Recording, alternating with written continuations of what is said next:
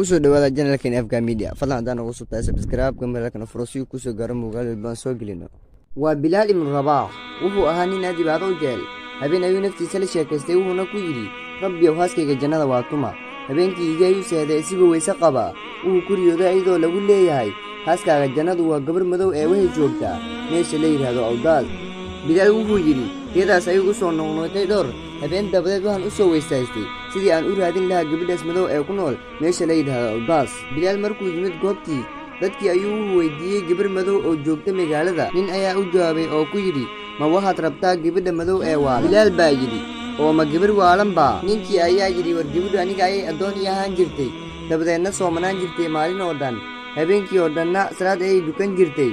markaan isiraado afurka siiyo sahurtana may una jirin ee weysada geesan jirtay markuu halkaas maraayay ayuu Bilal ninkii ku yiri oo aaway hadda uu yiri ninkii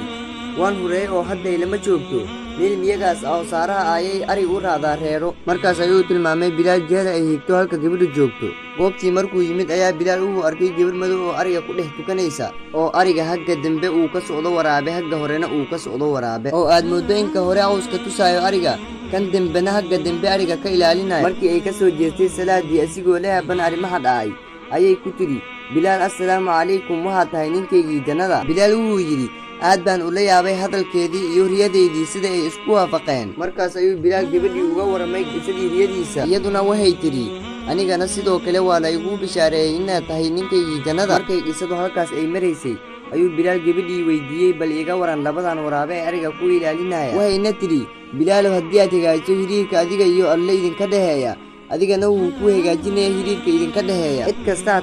xayawaanka dilaaga ah uu ku noqonayaa ilaaliye